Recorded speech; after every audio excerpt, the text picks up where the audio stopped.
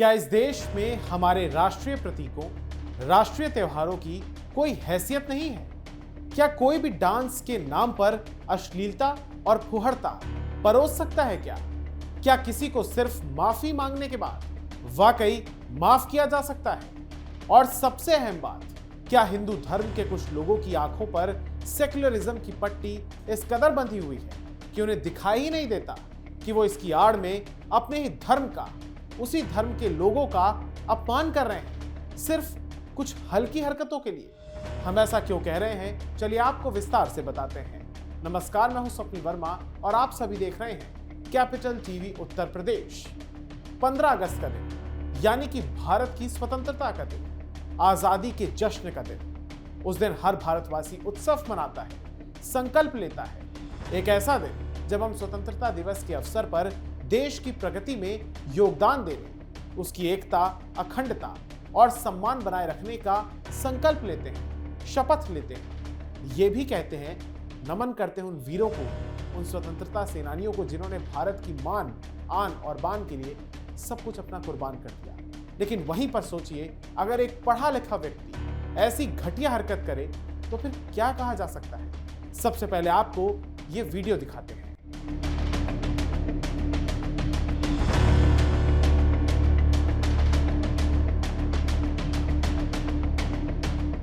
तो देखा आपने ये वीडियो, पहली नजर में आपको ये सामान्य सा लग रहा होगा, यानी कि नॉर्मल है सब कुछ, जिसमें कुछ लड़कियां डांस कर रही हैं। लेकिन जरा गौर से देखिए, यहां जो लड़कियां डांस कर रही हैं वो मुसलमान नहीं हैं, फिर भी बुर्के में डांस कर रही हैं। जिसके बाद सोशल मीडिया पर वीडियो वायरल होता है और हड़कंप मच गया। विवाद बढ़ा तो स्कूल प्रबंधक रामकृष्ण मौर्य ने खेद जताया और कहा कि वो करोड़ों बार माफी मांगने के लिए तैयार है, लेकिन अब तो तीर निकल चुका है।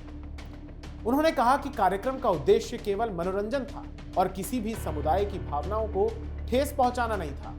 स्वतंत्रता दिवस का सोचिए कार्यक्रम है और वहां पर मनोरंजन, ये कैसा बयान है? प्रबंधक के मुताबिक वीडियो में डांस करने वाली सभी छात्राएं हिंदू थी, जो कि बुर्का और नकाब पहनकर भोजपुरी और बॉलीवुड गानों पर डांस कर रही थी। छात्राओं ने भोजपुरी गाने लगाई दी चोलिया के हुक राजा जी और गुलाब जैसन खिलल बाड़ू पर डांस किया। इसके अलावा हरियाणवी गाने तेरी आंख का वो काजल और बॉलीवुड गाने फेविकॉल पर डांस हो रहा है। सोचिए, ये अवसर 15 अगस्त का है और यहाँ पर किस तरीके के गीतों का चयन किया गया और उस पर बुर्का पहनाकर हिंदू लड़कियों को डांस कराया गया। अब सुनिए इस स्कूल के प्रबंधक रामकृष्ण मौर्य ने क्या सफाई दी है। मैं प्रबंधक Ramkrishna Maurya, knowledge beam academy और सानी गोंडा से।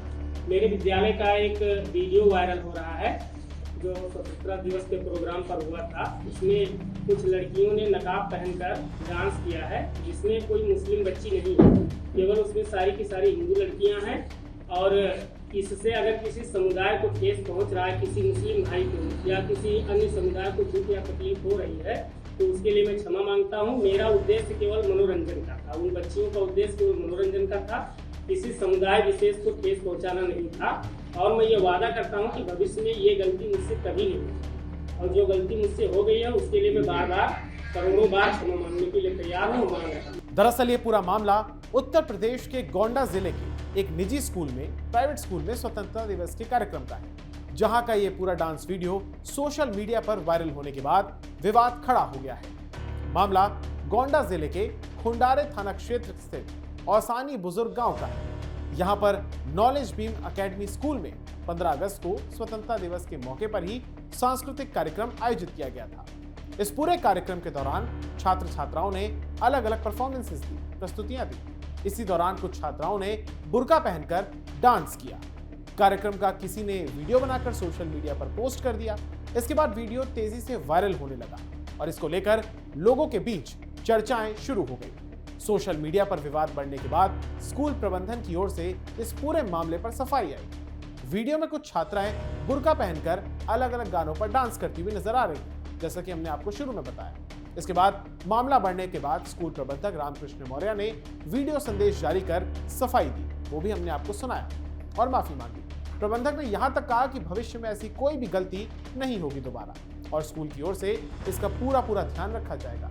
वीडियो सामने आने के बाद मुसलमान हो या फिर हिंदू समाज के लोग, दोनों ने इसका कड़ा विरोध जताया। वीडियो वायरल होने पर शिक्षा विभाग और स्थानीय प्रशासन ने इसका संज्ञान लिया है। जिला प्रशासन, बेसिक शिक्षा अधिकारी यानी कि बीएसए और पुलिस इस मामले की गंभीरता से जांच कर रही है। उन्होंने कहा कि अगर स्कूल में इस प्रकार का कार्यक्रम हुआ है तो इसकी पूरी जांच कराई जाएगी। दोषी पाए जाने पर सख्त कार्रवाई भी होगी। विद्यालय की मान्यता की भी जांच कराई जाएगी। वहीं प्रिंसिपल पीपी वर्मा ने बताया कि स्कूल की मान्यता कक्षा 8 तक ही है, लेकिन यहाँ पर इंटरमीडिएट तक की पढ़ाई कराई जाती है, यानी कि एक और अनैतिक काम।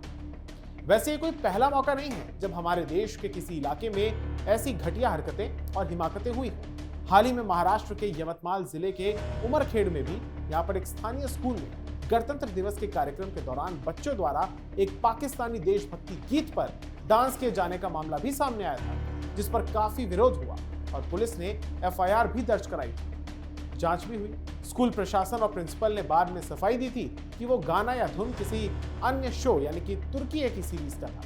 कई बार असामाजिक तत्वों द्वारा 15 अगस्त या फिर राष्ट्रीय पर्वों के मौके पर सोशल मीडिया पर पाकिस्तान के समर्थन में स्टेटस लगाने या झंडे प्रदर्शित करने की भी कुछ घटनाएं सामने आती हैं, जिन पर पुलिस फिर कार्रवाई करती है। इसके अलावा 75वें स्वतंत्रता दिवस के ठीक पहले यानी कि अगस्त 2022 में यूपी के कुशीनगर के वेदुपर गांव में एक घर पर कथित रूप से पाकिस्तानी झंडा फहराने का मामला सामने आया था।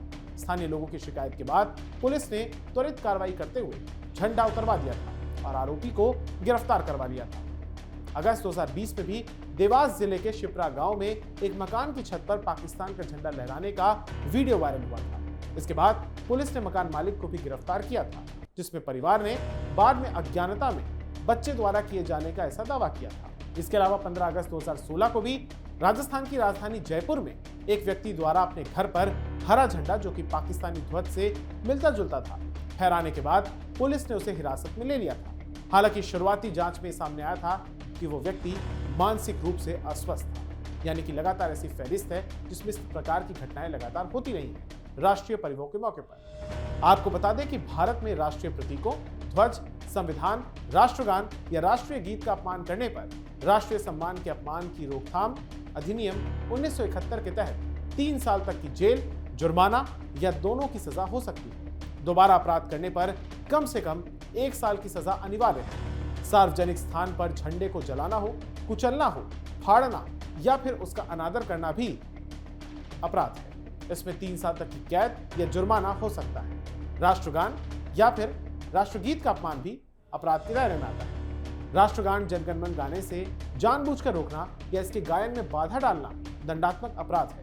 वहीं नए संशोधन के तहत, जो कि अभी हाल ही में हुआ, राष्ट्रीय गीत वंदे मातरम को भी राष्ट्रगान के समान कानूनी संरक्षण मिल चुका है और इसके अपमान या गायन में बाधा डालने पर भी 3 साल तक की सजा का प्रावधान है। बार बार अपराध करने पर नियम, पहली बार जो दोषी पाया जाता है उस पर अदालत अपनी सुविधा अनुसार सजा या फिर जुर्माना तय करती है। दूसरी बार या फिर इसके बाद लगातार दोषी पाए जाने पर कम से कम 1 वर्ष की कैद की सजा दी जाती है। इसके अलावा 15 अगस्त पर हर साल स्वतंत्रता दिवस के मौके पर कुछ असामाजिक तत्वों द्वारा व्हाट्सएप, फेसबुक या इंस्टाग्राम पर भारत विरोधी नारे, रील्स या पाकिस्तान के समर्थन वाले स्टेटस लगाने के मामले भी लगातार सामने आते हैं। जम्मू कश्मीर, उत्तर प्रदेश और मध्य प्रदेश जैसे कई राज्यों में पुलिस ऐसे मामलों में आईटी एक्ट और बीएनएस की सुसंगत धाराओं के तहत तुरंत केस दर्ज कर गिरफ्तारियां करती है, ताकि सांप्रदायिक सौहार्द ना बिगड़े।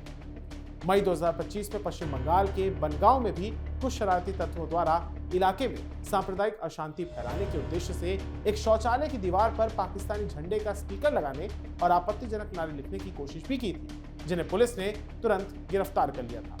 अब जाते जाते एक सवाल उठता है कि आखिर जो लोग इस तरीके के कार्यक्रम का आयोजन करते हैं, क्या वो किसी और धर्म के लोगों को सनातन का प्रतीक बनाकर ऐसा करवा सकते हैं? क्योंकि उन्हें पता है वो ऐसा नहीं करेंगे, क्योंकि बवाल हो जाएगा। लेकिन सनातन धर्म के प्रतीकों और वहां के लोगों के साथ ऐसा वो करते हैं। आपको ये जानकारी कैसी लगी हमें कमेंट बॉक्स में जरूर बताइएगा। अगर आपको ये वीडियो पसंद आया हो तो इसे लाइक, शेयर और हमारे channel capital TV Uttar Pradesh को सब्सक्राइब जरूर कीजिएगा। धन्यवाद।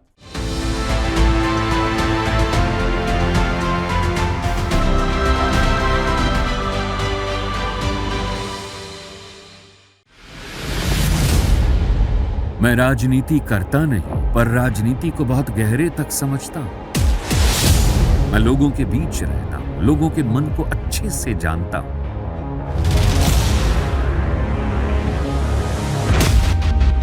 पब्लिक और पॉलिटिक्स की हर नब्ज को खूब पहचानता हूं। संघर्ष की सियासत से सत्ता के सिंहासन तक मैं हर खबर से खरा सच निकालता हूं। न कोई दौड़, न कोई race. Capital T, Uttar Pradesh.